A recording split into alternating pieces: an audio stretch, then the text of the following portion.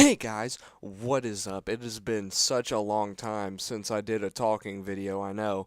But like, seriously, I mean, I have been putting out uh, a fair amount of content over the past few weeks, you could say.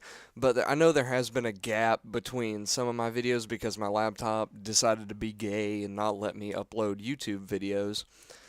But then I realized I was like, wait a minute, like back in the land before time, I used to, upload videos on my home computer because it had the best internet connection, and it didn't hit me till like 4 weeks into like the not being able to upload YouTube videos state. So I just kind of got there and managed to upload my last music video thing. But this is supposed to be kind of an update slash history of Sly Cooper slash update. Anyway, so I'm deciding not to use Sony Vegas to record my voice anymore. I'm going to start using Audacity because I used to have another YouTube channel where I did other YouTube videos on, and I always used this, and I never, really ran into many problems other than the fact that, like, Audacity saves into, like, some kind of alien transcription that, like, must be decoded by, like, every single movie editing software. So anyway, I wanted to give a quick rundown of the history of Sly Cooper. So around 2002, a game called Sly Cooper: Thieves in Time, Thieves in Time, Sly Cooper and the Thieves Raccoonus was created. Well, it wasn't created. It was probably thought up sometime around like circa like 1996 to like 2000 or something like that. Production couldn't have been that long. I mean, like, there's a 10-minute video on YouTube showing all, like, the different stages, and I mean, it's just hilarious to, like, see it evolve. I mean, it probably took them, like, a whole year just to figure out what the heck he was going to look like, and, whatever the heck that is. So, anyway, the game comes out over here and in Japan. I don't know if it came out in Europe. It might had. But, the game was a pretty good success. I don't have the IGN ratings right in front of me, but it did pretty good. Obviously, it did good because, I mean, like, it got a sequel, and obviously, if a video game freaking sucks, then, it's probably not gonna go very far. But a sequel did come out, and, the first one came out in 2002, but then in 2004, the second one came out, so you're looking at about a like 1 to 2 year production time. I don't know how in the world that worked out, but they created a freaking huge, awesome game in about a year and a half or something like that. And this is probably the greatest game of all time. I mean, like, I know a lot of people look at Zelda and Mario and see those as like iconic video games, just because they've been around since the 80s, which is really the only reason why they're praised. And, ooh, the crap I'm gonna take for saying that. But anyway, like, obviously, Nintendo has given us some of the greatest games of all time, but really, I just think this is a better example of it because, it wasn't created by some giant multi-million dollar company. It was just, it was a very creative idea, and not many video games have, played up to that. Obviously, there's been many video games about, as far as like thieving goes, but I mean, Sly Cooper's very unique. And after a year, 2005, the third one comes out, so I guess they just kind of released Sly Cooper, then they woke up the next day and like created Sly 3 in a day, then, it came out in a year or something like that. I don't know how that all that worked out because Sly 2 came out like in the fall of 2004, I think is what I said. Yeah, four.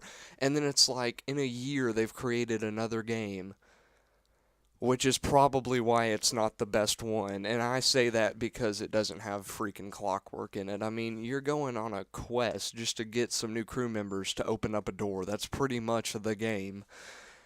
And it just, I mean, the only part of the game I really enjoyed was when you actually got to get into the Cooper Vault, and it didn't really last as long as I like, you should have been in there longer. Like, the payoff should have been a whole lot freaking better.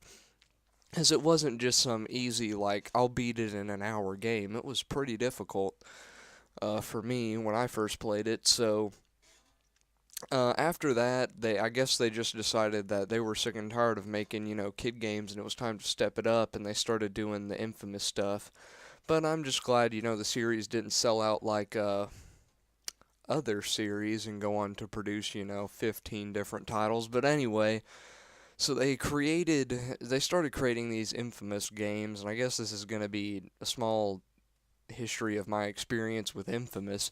But I got a PS3 to play Thieves in Time. I borrowed it from somebody that I know, bought the game, played it, and I thought it was cool. Well, while I had it, the guy I borrowed it from had Infamous like installed, and I guess when like PSN went down, they had to, give, a refund to all the people, even though it was, hacked by a bunch of 17-year-olds. So they decided to give the people who were affected by it these free games, and Infamous was one of them. I played it for about 10 minutes and really just put it down and picked up Borderlands because, I mean, like, the game is so cliche and everything. I think the only unique thing Infamous does was just the fact that, you could shoot lightning bolts from your hand. I mean, like, it's like, can you not name like 1,000 other games that have used the karma system and they're sitting here acting like it's, something new? But anyway, I could go on and on about that, but it definitely wasn't, maybe it wasn't really what I wanted to see from Sucker Punch, but that's just me, of course. I've already done a review on Thieves in Time, and I guess that was my small rant slash review on Infamous.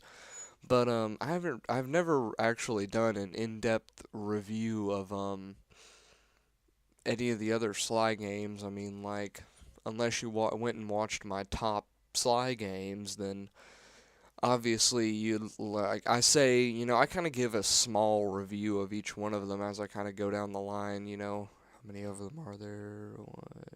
4 to 1. And I would definitely recommend you go check that video out. But this was just a video that I wanted to make so I could kind of get some content out before school comes around, and I don't have as much time to work on videos, but I'll try and get around to it. I'll probably end up making another video about some Sly 5 news. I haven't heard much about. I know it's got to be in production. I mean, you guys shouldn't worry. You should really only be looking for info. I mean, we obviously know what's going to come out. Sucker Punch has made way too much money off of Thieves in Time to just lay this one down. It's not always about the money. Obviously, I think, they've enjoyed making it. And then, of course, I wanted to talk about the new consoles coming out, and I've been Microsoft's slave since about 2007, so I mean, why stop now? The Xbox One's going to be running Battlefield 3 at intense graphics, 32 player multiplayer crap, and it just looks epic.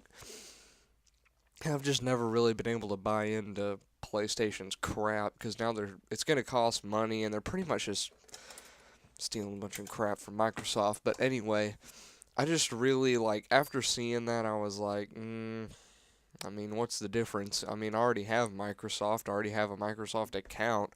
I've already been on here getting gamer score points for so long. I mean, why switch now? So, I guess I'm just going to stay with the pioneers of multiplayer gaming. Well, I say pioneers, more like the people to actually revolutionize it and make it good. Anyway, what else was I gonna? Oh yeah, the Steam box. Crap, man. I mean, I looked that thing up, and I've debated getting a good PC rig for a long time, but it would really only just be able, it'd just be Team Fortress 2, and I'd probably only play it a few months out of the year. So really, I don't really need anything that powerful.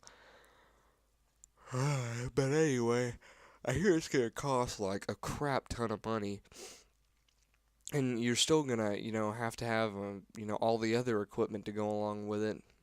Well, I don't know. They say it's supposed to be like, it's supposed to kill all the home consoles, but I definitely don't see that happening with all the money Microsoft's about to make from the Xbox One and whatnot.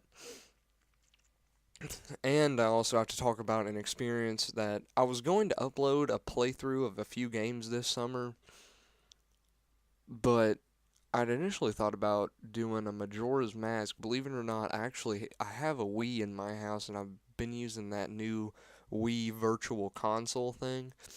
And I got Majora's Mask on it, and holy crap, you cannot tell me that people went down to their GameStop back in like 2000 or whenever, went down there, picked up the cartridge, put it into their N64, and spent all night playing it, and then they woke up the next morning, they're like, oh yeah, I beat it. Like, that is freaking impossible. 2 weeks, and I'm not even like halfway through the game. That is literally one of the only games I've ever sat down and just been like, no. But anyway, that's pretty much all I really wanted to say.